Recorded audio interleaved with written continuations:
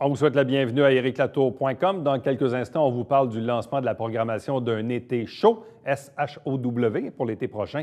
Ici même dans le Vieux-Saint-Jean, il y aura une activité également pour découvrir les ressources communautaires du milieu. Mais d'abord, parlons d'une activité qui va se tenir l'automne prochain, mais on la prépare déjà maintenant. C'est le Salon Commerce et Services.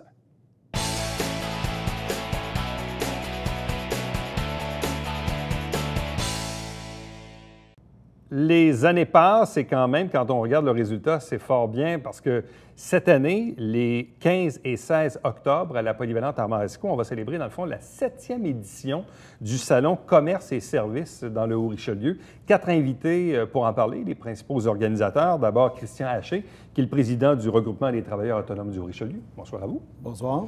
Accompagné d'Élise Martinez-Rességuier, qui est la présidente du Réseau des femmes d'action du Haut-Richelieu. Bonsoir à vous. Bonsoir. Donc, les deux organismes organisateurs.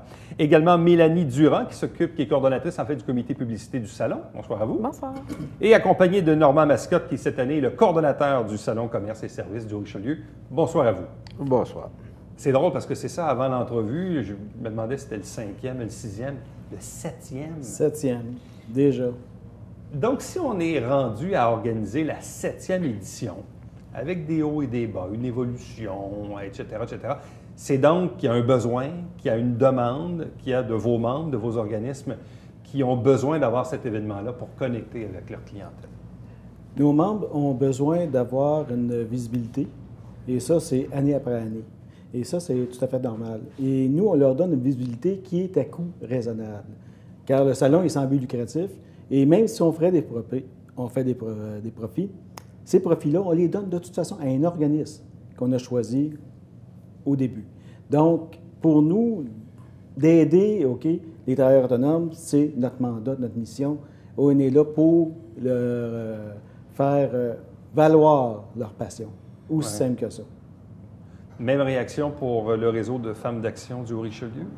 Tout à fait. Et puis, de plus en plus, les femmes s'impliquent dans le monde du travail, donc sont beaucoup entrepreneurs et donc veulent se faire connaître et apportent un certain dynamisme et puis une autre vision aussi des affaires.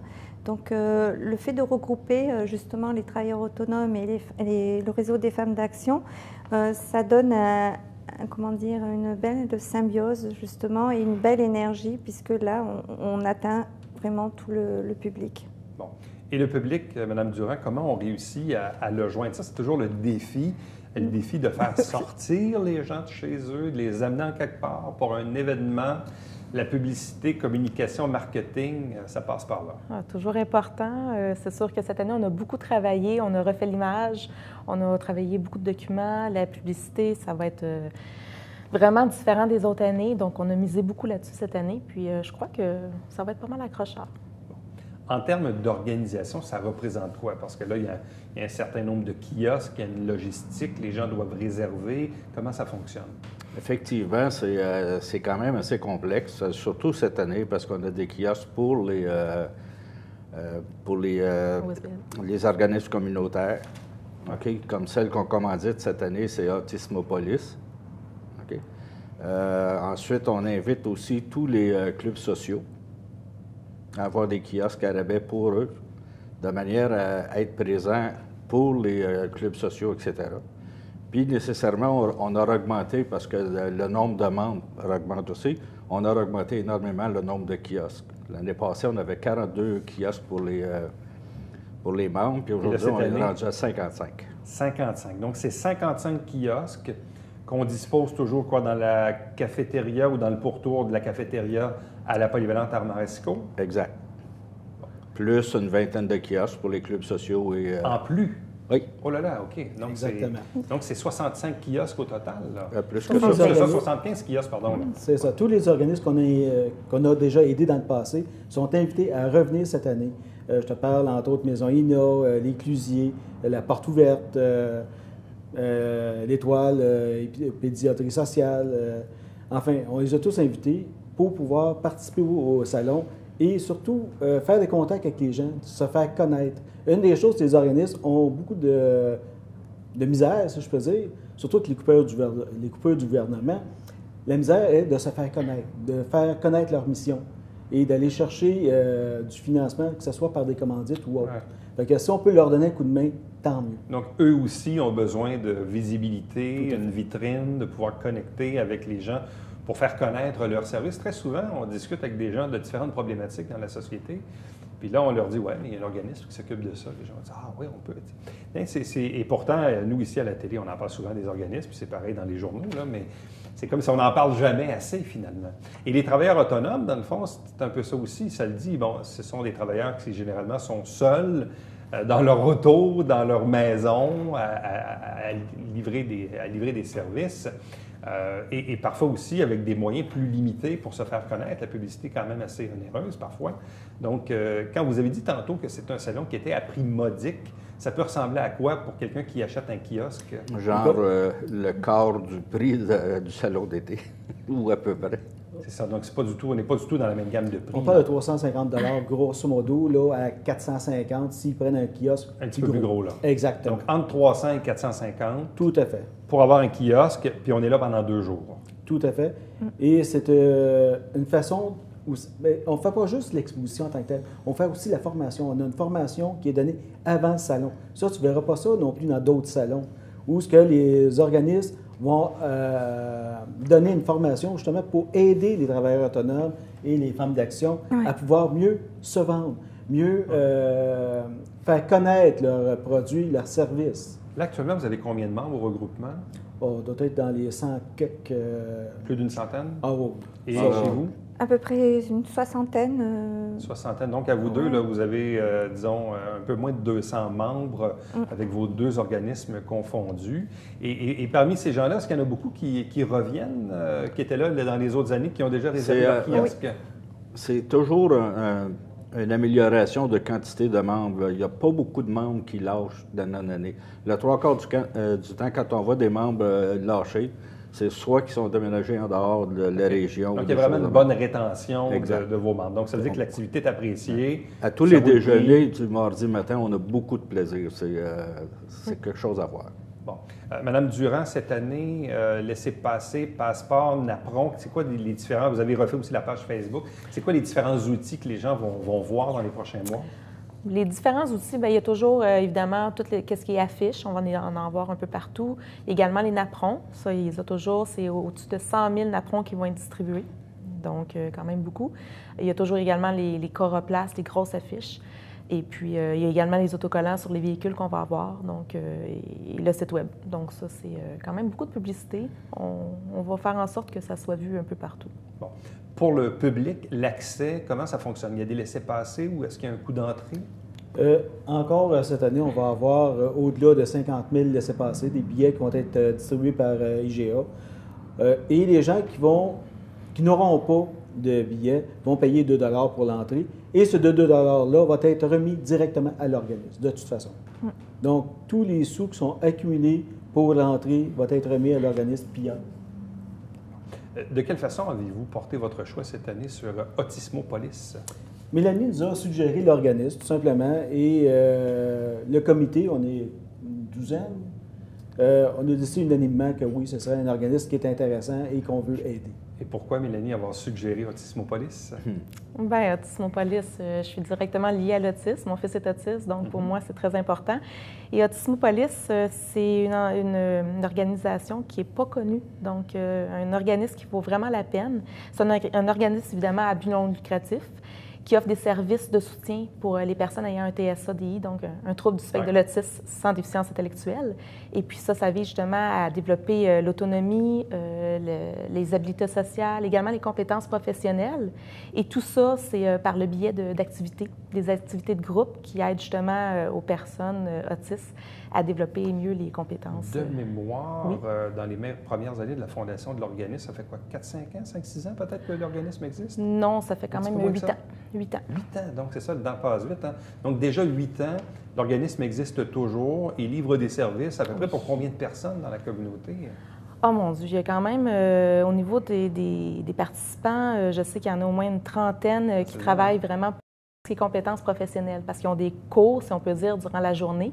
Et puis, il y a également des activités la fin de semaine maintenant pour les plus jeunes ou même les plus vieux s'ils veulent, mais comme Minecraft ou des choses comme ça, vraiment qui visent à travailler l'interaction sociale, ce qui ont beaucoup de difficultés, évidemment, là. Et avec l'expérience des années passées, on peut donner à peu près combien à l'organisme au final du salon, là? Très simplement, je te dirais que l'année passée, avec La Porte Ouverte, qui était l'organisme qu'on avait choisi, on a donné au-delà de 1 500 $. Et parfois, Plus la visibilité. Plus la visibilité, évidemment. Et je te dirais qu'il y a même plusieurs travailleurs autonomes, entre autres Tupperware. Il y en a 2 autres, entre autres Carte Click, qui ont fait des levées de fonds pour La Porte Ouverte. OK. Donc, c'est plus que 1 500 $ qui ont été cherchés, car les gens, quand ils connaissent l'organisme, qui savent le mandat qu'ils ont, sont portés à dire « Regarde, je vais aider ». Et pour un organisme, un petit 1500-2000, ça se prend bien. Hein? Ah, ça se prend très bien. Pour des projets. Oui, ça se prend très bien parce qu'ils ont eu beaucoup de coupures puis ils ont beaucoup de projets.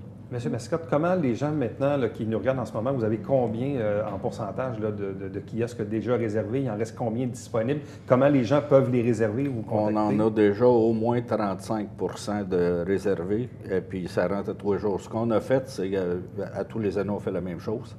C'est que si les gens réservent avant le 30 juin, OK, ils ont 20 de rabais sur le prix du kiosque. Et puis nécessairement, bien, ça provoque... puis on demande un dépôt tout simplement, pas le paiement total, ce qui fait que c'est plus facile. Surtout que des travailleurs autonomes, ce n'est pas des gros moyens. Puis c'est ceux-là qu'on vise pour avoir des kiosques. Et comme Christian disait, ce qui est bien important pour nous autres, c'est que ces gens-là aient une certaine formation puis qu'ils sachent comment utiliser ces kiosques-là. Tout à fait. Donc, dans le fond, d'ici le 30 juin, un rabais de 20 pour ceux qui réservent les kiosques. Parce que là, dans le fond, ça va venir quand même assez vite, hein, 15 et 16 octobre, donc c'est bientôt. Et pour des organisateurs, c'est toujours plus sécurisant de savoir un petit peu d'avance. On est pas mal plus avancé. Ouais. C'est ça, c'est moins stressant un peu. Mais il a pris d'expansion, donc le salon maintenant aussi est connu. Donc des gens viennent nous approcher justement pour avoir plus d'informations, pour pouvoir louer les kiosques. Et cette année, la particularité aussi que l'on a, c'est que l'on a plusieurs dimensions de kiosques, ce que l'on n'avait pas les années précédentes. C'était assez standard. Et là, il y a un choix justement de dimensions. Donc, les personnes peuvent s'adapter aussi en fonction de leur capacité financière, on va dire, et puis matérielle. Et pour le public, au final, ben oui, on pourra découvrir des organismes, comme on l'a dit tantôt, mais aussi donc plus d'une 50aine d'exposants, une 60aine d'exposants qui vont vous présenter leurs services, leur entreprise. Et parfois, dans la région, peut se balader, dire « Ah, ben c'est vrai, je n'avais pas pensé à ça, il faut que je fasse telle affaire. Ah, ben tiens, je viens de trouver la personne de confiance que je cherchais pour ça. » Ben, des fois, ça peut être même ton voisin qui offre un service ou un produit qu'au lieu d'aller à Montréal ou au 10-30, tu l'as à côté de chez toi. Tout à fait. Puis avec un meilleur service, je te dirais. De proximité, ça aide toujours. Tout à fait. À vous 4, merci beaucoup. Merci. Et on invite les gens, bien sûr, à obtenir les renseignements www.salon.qc.ca. Merci. Merci. Reste avec nous, on vous revient après ceci.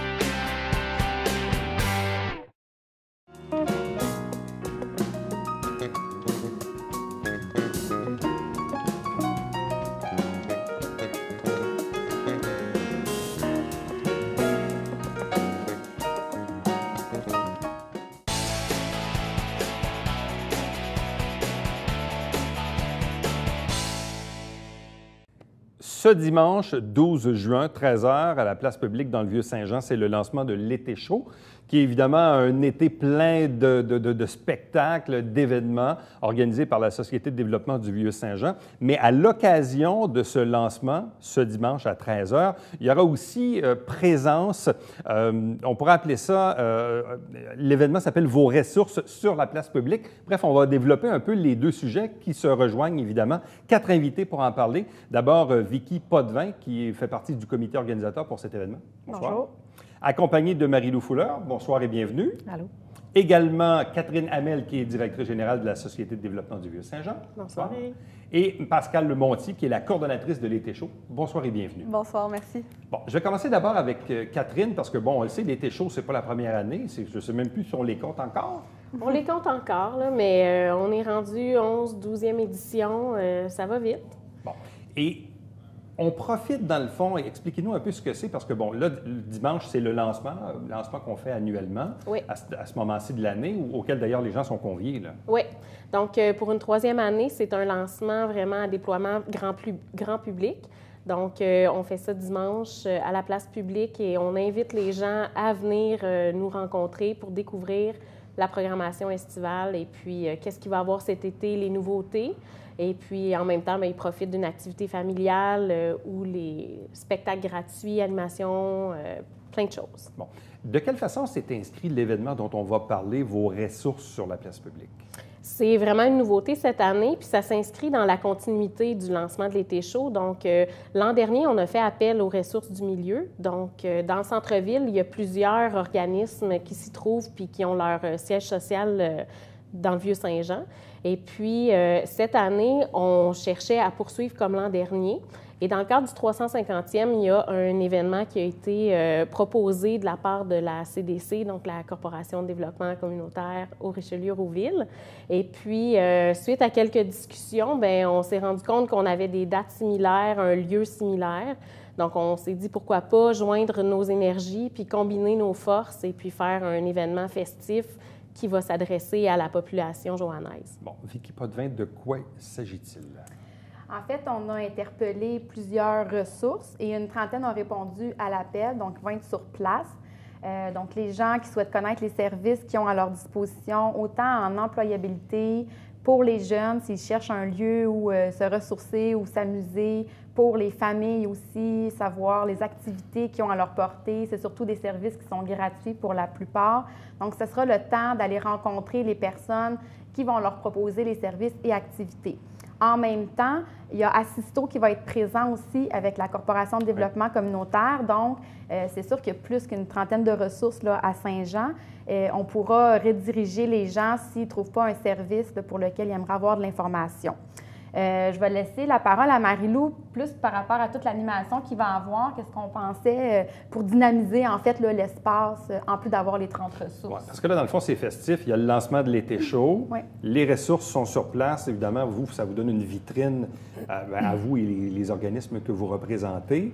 L'objectif, en même temps, c'est de rendre ça aussi festif pour la famille et tout ça, là. Bien, absolument. Puis il y a tellement de ressources dans notre milieu, puis tellement d'expertise, puis de capacité d'animation de la part de chacun des organismes, que c'est de cette façon-là qu'on a interpellé les ressources du milieu en leur disant, bien, venez, on va se joindre à un événement qui est déjà festif, puis profitez-en pour démontrer tout ce dont vous êtes capable, finalement, en assurant l'animation de vos kiosques, parce qu'on voulait rendre ça le plus dynamique possible. C'est pas juste des kiosques avec des dépliants. En fait, pour la grande majorité des ressources qui vont être présentes, il va y avoir quelque chose d'interactif qui va se passer, des parcours, par exemple, pour les parents-enfants, des quiz, bref, la population va être mise à profit, puis va être appelée à participer à des activités tant au niveau des spectacles puis de tout ce qui va se passer sur la portion de la scène avec le lancement d'un Été chaud que du côté des ressources, là, où est-ce qu'ils vont pouvoir venir jouer puis s'amuser avec nous, finalement. Bon, je présume, Pascal, qu'il y a un défi logistique. Parce que là, d'une part, il y a le lancement de l'Été chaud, il y a les gens de la Corporation de développement communautaire qui sont là. Ça fait beaucoup de monde dans un même endroit, dans une période donnée. Comment on arrive à organiser ou coordonner la logistique pour cette journée-là? C'est sûr que ça fait beaucoup de choses.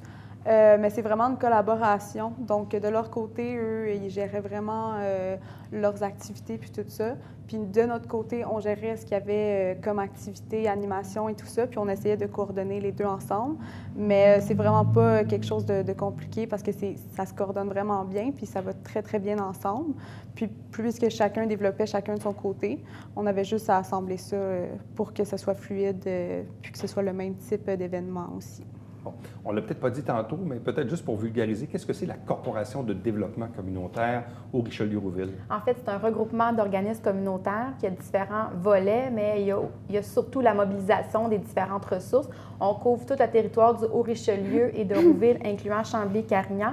Mais pour cet événement-ci, on a vraiment fait appel aux ressources qui répondent à la population du Haut-Richelieu, étant donné que c'est surtout cette population-là qui est ciblée par l'événement d'un été chaud. Bon, Marie-Lou, dans le fond, quels sont à peu près, on parlait tantôt d'une trentaine et plus d'organismes représentés.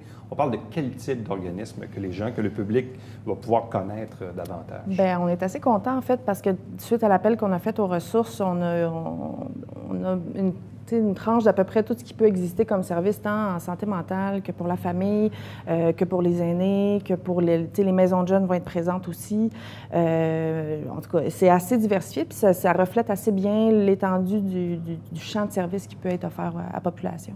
Souvent, ce qui est frappant, c'est de voir, malgré les années, malgré de la publicité dans les journaux, à la radio ou ici même à la télé, et pourtant des organismes qui existent depuis 10 ans, 20 ans, 30 ans, et pourtant, quand il arrive des trucs, des fois, on dit aux gens, oui, il y a tel organisme qui fait ça, les gens font comme, ah oui. Il y a comme une méconnaissance, et pourtant, et la plupart des organismes, en tout cas une bonne majorité, ont aussi leur bureau dans le centre-ville, Catherine. Oui, puis je dirais que c'est une réalité que la majorité des organismes vivent. Ouais. Autant nous, la Société de développement, des fois, quand on parle de l'été chaud, on l'a dit tout à l'heure, on est rendu à une 12e édition, puis on a encore des gens aujourd'hui qui disent, ah ouais, il y a ça dans le centre-ville à Saint-Jean, je le savais pas, tu sais.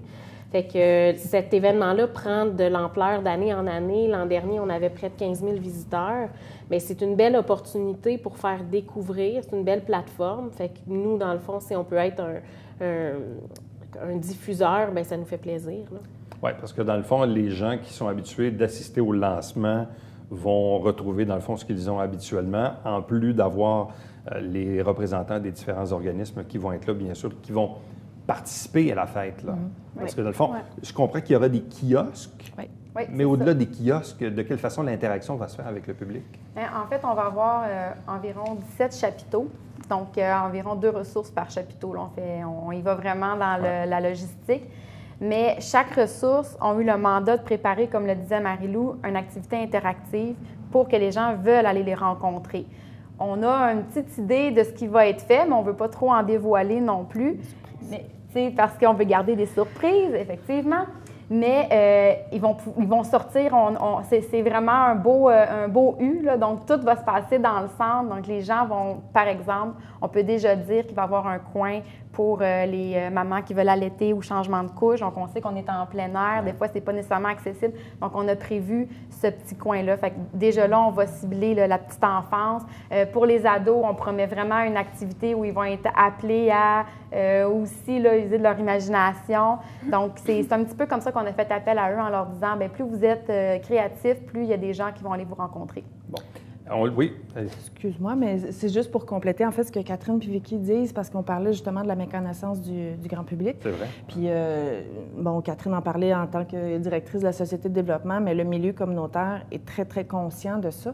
Puis, on cherche justement toutes sortes de façons... De vitrines. Oui, absolument. Puis là, je pense qu'il y a un momentum en ce moment dans notre milieu avec des démarches, on aura d'autres occasions d'en parler, par exemple, mais bon, des projets comme Assisto, en fait, qui est une plateforme web pour retrouver facilement les ressources en fonction des besoins, des démarches comme un lien entre nous qui vise la concertation. On veut mieux se connaître, mieux travailler ensemble, puis mieux, justement, déposer des vitrines pour qu'on puisse mieux se faire connaître. Puis, bien, cette idée-là de vos ressources sur la place publique est née, justement, de cette volonté-là de mieux se faire connaître. Puis, on cherchait une façon, justement, de ne pas tant appeler les gens à venir nous rejoindre dans un événement, mais de se mettre en plein milieu des gens pour qu'il n'y ait pas le choix de nous rencontrer, finalement. Fait que c'est comme ça qu'est née l'idée, puis avec cette opportunité-là qu'on a eue, ça a été super. On l'a dit, évidemment, c'est un événement plein air. Je n'ai pas regardé la météo long terme pour dimanche. Il va faire beau. Ouais, je pense qu'elle fait des petits cauchemars, je sais pas. Oui, bien, c'est sûr qu'en événementiel, c'est ça, la réalité. Puis, c'est vrai que c'est poche s'il pleut, mais on se croise les doigts d'ici là, puis on fait nos prières à chaque soir pour Dame Nature. Plan B ou pas vraiment? En fait, de notre côté, pour le lancement, les activités sont annulées en cas de pluie. Il va y avoir la conférence de presse qui va avoir lieu quand même à 13h30 au restaurant Le Dorchester, juste en face de la place publique. Donc, les gens sont invités à venir si jamais ils veulent quand même être au courant là, de la programmation, mais c'est sûr que le reste des activités, là, ça ne pourra pas avoir lieu. Bon, et l'été chaud, là, je sais qu'on va se reparler d'ici une semaine ou deux, Catherine, là, mais juste question de nous mettre un peu l'eau à la bouche. Ça va ressembler à quoi l'été chaud 2016? Bien, les grandes lignes? Je céderai la parole à Pascal parce qu'elle travaille très fort à nous préparer une été quoi, les grandes super lignes? dynamique. En fait, l'été chaud, c'est plusieurs activités. C'est une 60aine d'activités qui sont gratuites, qui ont lieu du mardi au dimanche pendant les mois de juillet et août. Puis c'est pas seulement des spectacles, il y a des soirées dansantes, des samedis de mise en forme, des cinémas plein air. C'est vraiment varié comme activité. Puis il y a aussi les fameux spectacles de musique, les jeudis rock, les dimanches avec la musique plus populaire. Puis il y a vraiment, vraiment, vraiment beaucoup de choses de qualité aussi. Et là, évidemment, vous allez revenir nous en parler dans le détail après le lancement pour avoir tout ça, Catherine. Mais c'est sûr qu'on invite les gens à venir en grand nombre au lancement parce qu'au lancement, il va y avoir un spectacle à la place publique, il va y avoir différents groupes qui vont être présents dans l'été. Il va y avoir notre porte-parole, notre ambassadeur, Thomas Hudson, qui va aussi faire une prestation musicale. Puis bien sûr, vu comme on dit que c'est festif, familial, jeux gonflables, c'est une belle journée à ne pas manquer, là. Donc, à ne pas manquer ce dimanche, 12 juin, de 13h à 16h à la place publique du Vieux-Saint-Jean, le lancement de l'été chaud, donc le dévoilement de la programmation pour tout l'été, mais en même temps, vos ressources sur la place publique, donc une trentaine d'organisations du milieu qui seront sur place, sous chapiteau, pour bien sûr connecter avec vous et vous faire connaître davantage les différents services. Et d'ailleurs, je sais que les gens aujourd'hui vont beaucoup sur Google pour trouver des trucs, mais dans la région ici, faites assisto.ca, qui est un site web totalement magnifique et très, très, très complet où on peut trouver toutes les informations relativement aux organismes du milieu. Merci. À vous quatre, merci beaucoup et bonne chance pour dimanche. Merci. Merci. Restez avec nous au retour, le Bavière quotidien.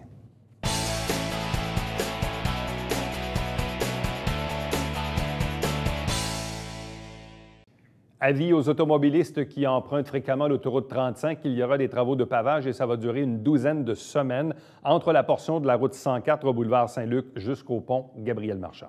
Chaque semaine, on vous présente des extraits du conseil municipal. L'émission s'appelle Saint-Jean-sur-Richelieu et chaque dimanche matin, c'est bien sûr le Télébingo avec 3 500 $ en prix, carte pleine qui est à 2 000 $ et 30 dépositaires dans la région pour acheter vos livrets. Pour avoir la liste, www.tvhr9.com. À demain. Bye bye.